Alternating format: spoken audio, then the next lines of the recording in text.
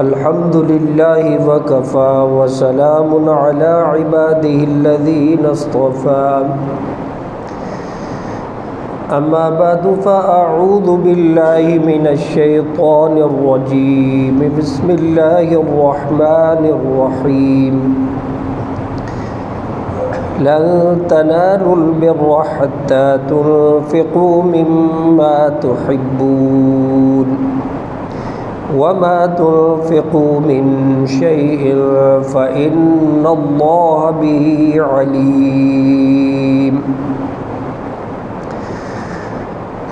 صدق الله مولانا العظيم اللهم صل على سيدنا ومولانا محمد وعلى آل سيدنا ومولانا محمد وبارك وسلم وصل عليه۔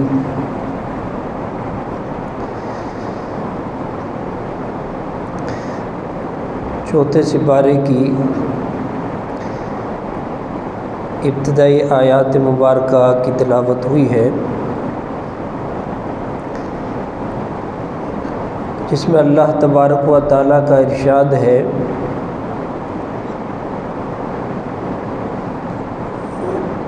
کہ اللہ کے ہاں وہ نیکی قبول کی جاتی ہے کہ جو تم اللہ کے راستے میں خرچ کرتے ہو، مما تحبون، کہ جو تمہاری اپنی پسندیدہ ہوتی ہے، جو تمہیں خود اچھی لگتی ہے، اور جس کو تم خود محبوب جانتے ہو، وہ چیز جب اللہ کے راستے میں خرچ کی جاتی ہے تو اللہ اس چیز کو قبول فرماتے ہیں۔ اس آیت مبارکہ کا تعلق آیت البر کے ساتھ ہے، جو سورۃ البقرہ میں گزر چکی ہے، جس میں اللہ جل شانہ کا ارشاد ہے کہ لیس البر ان تولوا وجوہکم قبل المشرق والمغرب ولکن البر من آمن باللہ والیوم الآخر، کہ تحویل قبلہ کی صورت میں مختلف جہات کا رخ کرنا یہ نیکی نہیں ہے، بلکہ نیکی یہ ہے کہ اللہ جل شانہ کے حکم پر عمل کون کرتا ہے اور اللہ پر اور آخرت کے دن پر ایمان اور یقین کون رکھتا ہے۔ اسی طرح یہاں جب انفاق فی سبیل اللہ کے بارے میں ارشاد ہوا ہے، حکم ہوا ہے، اس میں بھی یہ فرمایا کہ اللہ جل شانہ کے راستے میں وہ چیز خرچ کی جاتی ہے کہ جس سے انسان خود محبت کرتا ہے، جو انسان کی خود پسندیدہ چیز ہوتی ہے۔ یہ نہیں کہ ایسی چیز ہو کہ انسان کی اپنی محبوب نہ ہو، وہ اس سے تو محبت نہیں کرتا، یا ایسی پرانی چیز ہو یا ایسی ردی چیز ہو کہ وہ سمجھتا ہے کہ یہ میرے استعمال میں تو ہے نہیں اور میری آل اولاد کے کام تو یہ آ نہیں سکتی، لہٰذا اس کو اللہ کے راستے میں دے دیا جائے۔ فرمایا کہ اس میں بھی اللہ تبارک و تعالیٰ انسان کی نیت کو دیکھتے ہیں، انسان کے اخلاص کو دیکھتے ہیں۔ اور میں نے عرض کیا تھا کہ بسا اوقات مقدار کو نہیں دیکھا جاتا۔ جب غزوہ تبوک کے موقع پر صحابہ اکرام جہاد کے لیے سامان لے کر کے آئے تو بظاہر مقدار کے لحاظ سے سب سے زیادہ جو سامان تھا وہ حضرت عثمان غنی رضی اللہ تعالیٰ عنہ کا تھا، دوسرے درجے میں حضرت فاروق اعظم رضی اللہ تعالیٰ عنہ کا تھا، اور تیسرے درجے میں سیدنا صدیق اکبر رضی اللہ تعالیٰ عنہ کا تھا۔ لیکن اخلاص کتنا ہے، نیت کتنی ہے، تو شریعت میں اس چیز کا اعتبار کیا جاتا ہے۔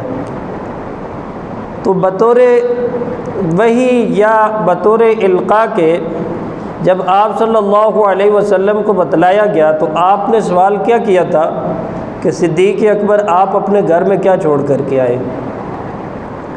بظاہر اور کیفیت تھی مقدار کی، لیکن یہ اخلاص اور نیت کی بات ہے کہ گھر میں کچھ بھی نہیں چھوڑا، جو کچھ تھا اللہ کے راستے میں لے آیا ہوں۔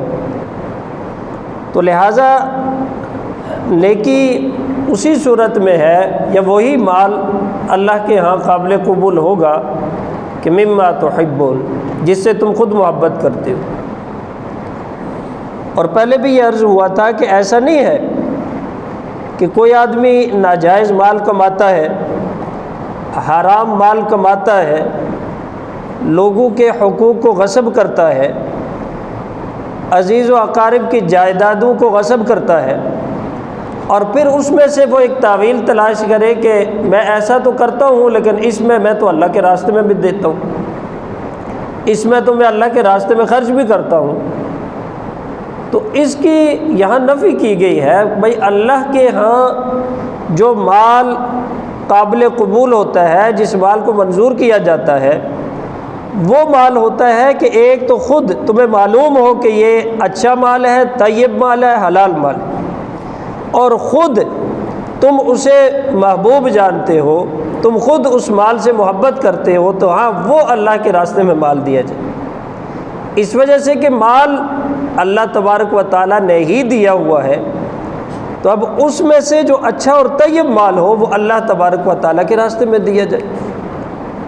اور ردی مال، بیکار مال کہ جس کو خود نہیں پسند کرتے ہو، اپنی اولاد کے لیے، بچوں کے لیے پسند نہیں کرتے ہو، اور وہ جا کر کے کہ میں اللہ کے راستے میں دیتا ہوں، تو ایسے مال کو اللہ قبول نہیں فرماتا۔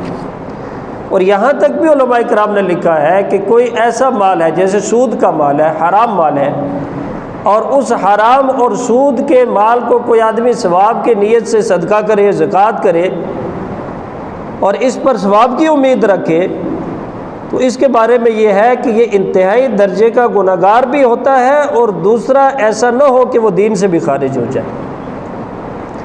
تو لہٰذا مال اللہ کے راستے میں وہ دیا جائے کہ جس کو تم محبوب جانتے ہو، جس سے تم محبت کرتے ہو، اور تم سمجھتے ہو کہ یہ میں اپنے اوپر خرچ کروں، اپنی اولاد کے اوپر خرچ کروں۔ وہ مال جب اللہ کے راستے میں دیا جاتا ہے، اس سے نیت کا بھی پتہ چلتا ہے، اس سے اخلاص کا بھی پتہ چلتا ہے۔ اس کے بعد آیات مبارکہ میں فرمایا کہ یا ایھا الذین آمنوا اتقوا اللہ حق تقاتہ ولا تموتن الا وانتم مسلمون واعتصموا بحبل اللہ جميعا ولا تفرقوا۔ بسا اوقات قرآن کریم کی آیات مبارکہ کا صحیح معنی مفہوم ہمیں معلوم نہیں ہوتا، جس کا نتیجہ یہ ہوتا ہے کہ جہاں پر ہمیں اپنے لیے فائدہ محسوس ہوتا ہے تو اس آیت مبارکہ کو ایک ڈال بنا کر کے ہم سامنے پیش کر دیتے۔ جیسے پہلے آیت مبارکہ گزری ہے لا اکراہ فی الدین، دین میں کوئی جبر نہیں ہے۔ اب جب اگر کہا جائے اپنی گھر کی خواتین کو، اپنی بہن کو، اپنی بیوی کو کہ وہ پردہ کرے، تو بسا اوقات یہ آیت پیش کی جاتی ہے کہ لا اکراہ فی الدین۔ اب اگر ایسا کرتی ہے تو ٹھیک ہے، نہیں کرتے تو دین میں کوئی جبر نہیں ہے۔ نماز کے حوالے سے تھوڑی سختی کی جائے تو فوراً آیات پڑھی جاتی ہیں لا اکراہ فی الدین، دین میں تو کوئی جبر نہیں ہے۔ تو اس کو اچھی طرح ہم نے سمجھنا ہے کہ لا اکراہ فی الدین کا مطلب یہ ہے کہ آپ زبردستی اور جبراً کسی کو دین میں شامل نہیں کر سکتے، کہ آپ کسی کو زبردستی دین میں شامل کریں اور اس پر اس بارے میں سختی کریں، یہ نہیں ہے۔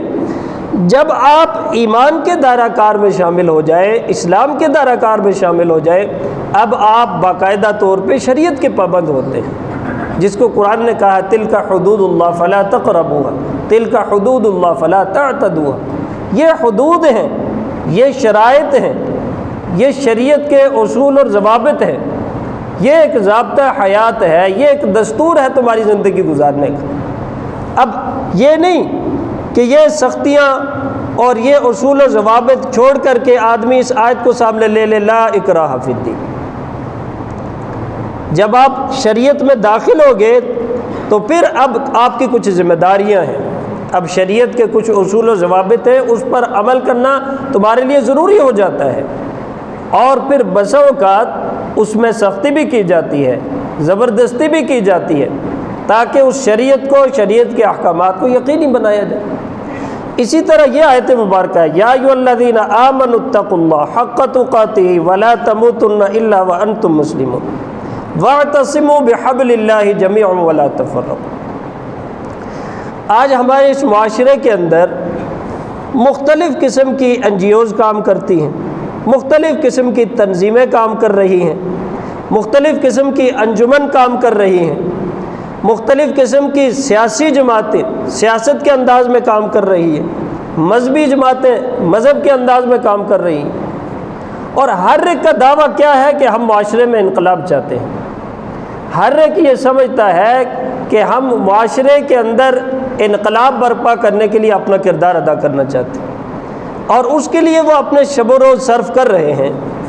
تو یہ اللہ تبارک و تعالیٰ کی طرف سے ایک لایا عمل ہے کہ کوئی آدمی اگر یہ چاہتا ہے کہ میں معاشرے کے لیے کردار ادا کروں، تو اس کے لیے ضروری یہ ہے کہ وہ سب سے پہلے اپنے اندر انقلاب برپا کر لے، وہ سب سے پہلے اپنے آپ کو دیکھے۔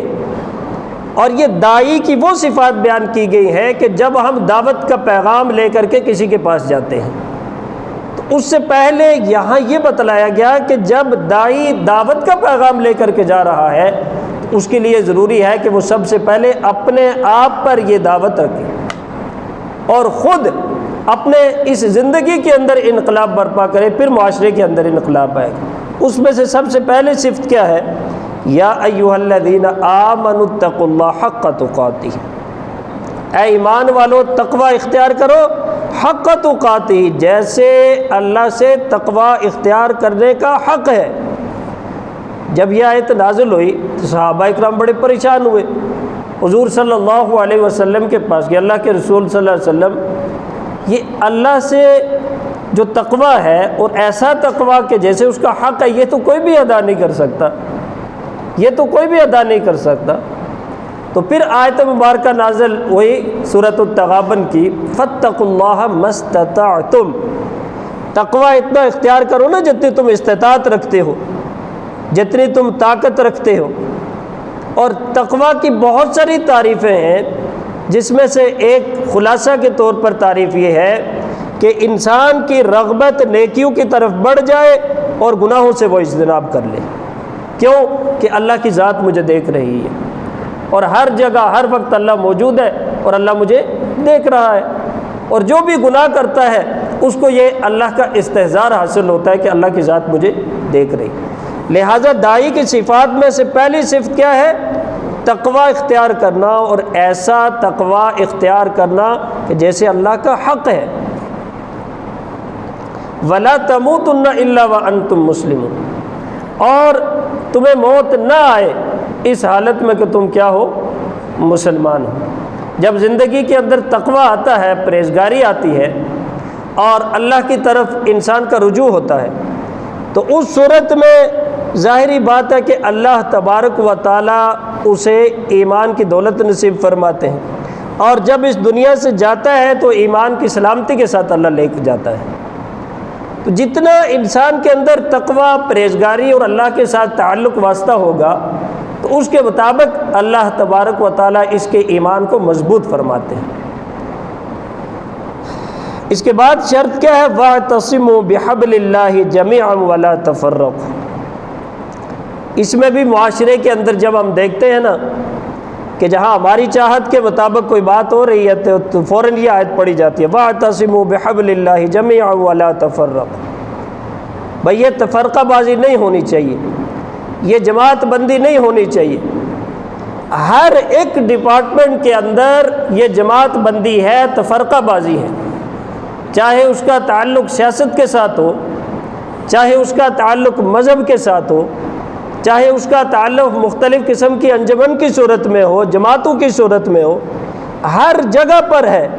اور اس کا سلوشن کیا ہے، اس کا حل کیا ہے، وہ یہاں قرآن نے بتلایا، جس کی طرف ہم نہیں آتے۔ وَاعْتَصِمُوا بِحَبْلِ اللَّهِ جَمِيعًا، کہ جب اللہ کی رسی کو مضبوطی سے تھامو گے، تم سارے جمیعہ سارے کے سارے اللہ کی رسی کو مضبوطی سے تھامو گے، تو اس صورت میں ولا تفرقوا، پھر یہ تفرقہ بازی بھی نہیں ہوگی۔ تو یہ اللہ کی رسی ہے کیا؟ یہ اللہ کی رسی کیا ہے کہ جس کو تھاما جائے اور سارے کے سارے اس کو پکڑ کے رکھے تاکہ تمہارے اندر کوئی تفرقہ بازی اور اختلافات نہ ہوں؟ تو حدیث مبارکہ میں آتا ہے کہ کتاب اللہ حبل ممدود من السماء الی الارض، کہ یہ وہ رسی ہے کہ جس کا ایک سرا تمہارے ہاتھ میں ہے اور دوسرا سرا اللہ تبارک و تعالیٰ کے ہاتھ میں ہے، اور وہ یہ اللہ تبارک و تعالیٰ کی کتاب ہے جس کو ہم قرآن مقدس کہتے ہیں۔ یہ اللہ کی رسی ہے۔ اس قرآن کے ساتھ جتنے جڑو گے، جتنا اس قرآن کے ساتھ تعلق ہوگا اور جتنا اللہ تبارک و تعالیٰ کے ساتھ تعلق بنے گا، اتنی تمہارے اندر یہ تفرقہ بازی، اختلافات یہ سارے ختم ہو جائیں گے۔ تو لہٰذا تم قرآن کی طرف آؤ، حبل اللہ، اللہ کی رسی کی طرف آؤ، قرآن کی طرف آؤ، اگر یہ چاہتے ہو کہ معاشرے کے اندر انقلاب میں میرا کردار ہو جائے، اگر یہ چاہتے ہو کہ معاشرے کے اندر میرا کچھ کردار ہو جائے، میری جماعت کا کچھ کردار ہو جائے، میری انجمن کا کچھ کردار ہو جائے، یا سیاسی طور پر میرا کوئی کردار ہو جائے، تو اس کے لیے سب سے پہلے اپنے آپ کو ان صفات کا حامل بنانا پڑے گا، ان صفات کو اپنی زندگی میں لانا پڑے گا۔ اب ان صفات کو جب زندگی میں لاؤ گے تو اس کا پہلا درجہ یہ ہے کہ اپنے آپ کو قرآن کے ساتھ جوڑ لو، اللہ کی ایک رسی کے ساتھ جوڑ دو۔ اور اگر قرآن کے ساتھ کوئی تعلق نہیں ہے، قرآن کے اصول و ضوابط احکامات کو سمجھتے ہی نہیں ہیں، تو پھر اس صورت میں بحیثیت کے دعوی تمہارا معاشرے میں نکلنا اس کا کوئی فائدہ نہیں ہے۔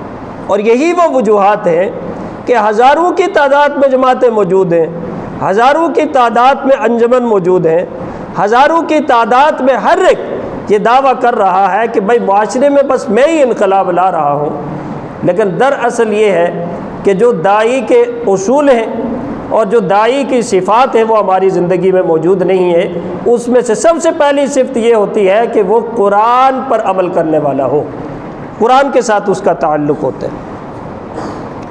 اور پھر آیت مبارکہ میں فرمایا کہ وَلْتَكُمْ مِنْكُمْ أُمَّةٌ يَدْعُونَ إِلَى الْخَيْرِ، اور یہ بھی ضروری ہے کہ ساری کی ساری جو امت ہے جو کروڑوں نفوس پر مشتمل ہے، تو وہ ساری کی ساری امت کے سارے افراد یہ داعی نہیں ہو سکتے۔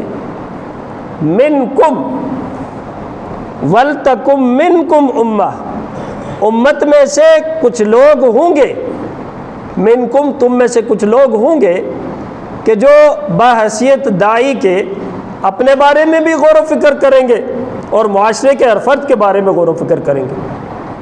یہاں اس چیز کی بھی دعوت دی گئی ہے کہ صرف اپنے ہی بارے میں نہیں سوچنا، صرف اپنے ہی بارے میں سوچنا یہ کوئی انقلاب نہیں ہے۔